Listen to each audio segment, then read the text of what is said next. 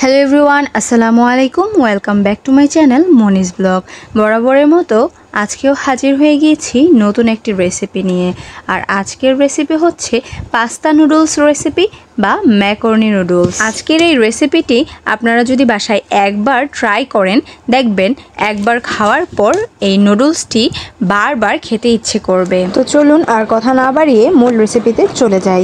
আজকের এই pasta noodles রেসিপিটি তৈরি করার জন্য কি কি ইনগ্রেডিয়েন্টস লাগবে তা চলুন এক নজরে দেখে নেওয়া যাক। পাস্তা নুডলস তৈরির জন্য লাগবে গাজর কুচি, টমেটো কুচি, আলু কুচি, কাঁচামরিচ কুচি, পেঁয়াজ কুচি। এছাড়াও লাগবে 2টি ডিম, ম্যাগি ম্যাজিক মশলা এবং প্রাণ টমেটো সস।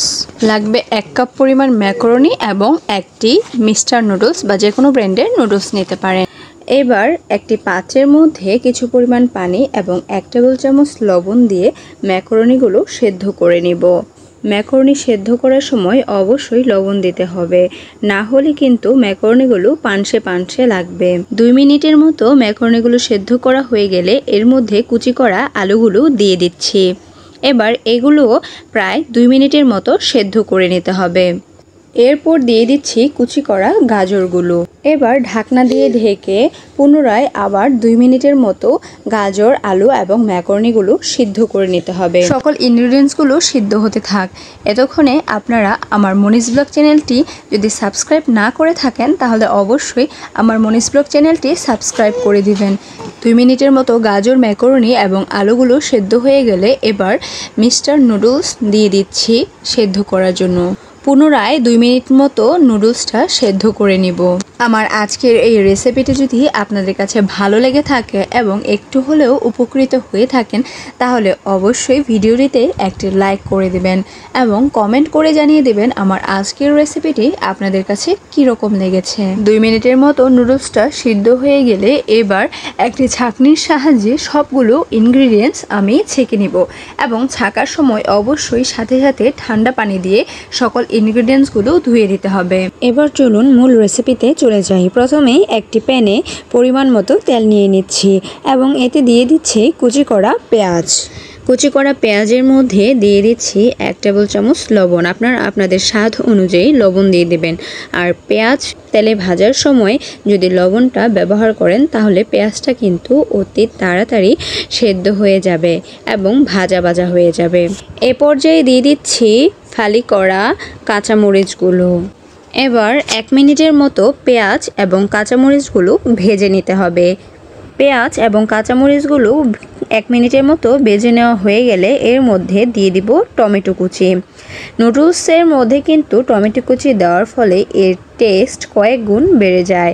টমেটো ছাড়া কিন্তু নুডলসের স্বাদ জমেই না। এ পর্যায়ে দিয়ে দিচ্ছি নুডলসের প্যাকেটে থাকা টেস্টি মশলা।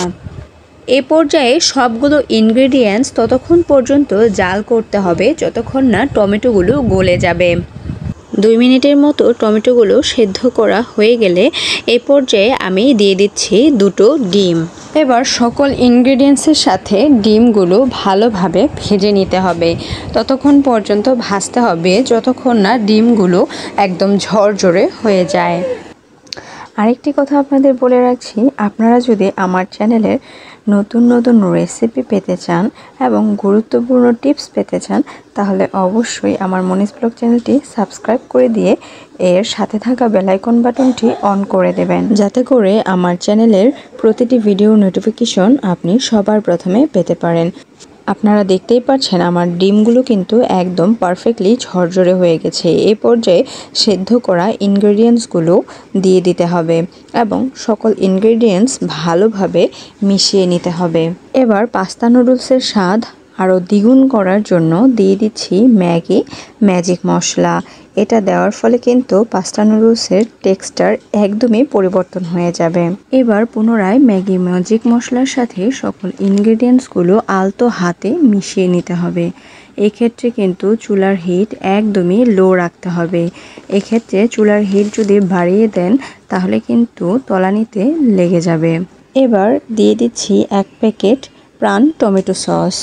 এবার টমেটো সস ভালোভাবে সকল ইনগ্রেডিয়েন্টসের সাথে মিশিয়ে নিলেই কিন্তু তৈরি হয়ে গেল মজাদার এবং স্বাস্থ্যকর ম্যাকারনি নুডলস বা পাস্তা নুডলস। এইভাবে যদি আপনারা বাসায় একবার হলেও এই পাস্তা নুডলস রেসিপিটি তৈরি করে দিন, ছোট থেকে বড় সবাই আপনার ফ্যান হয়ে যাবে।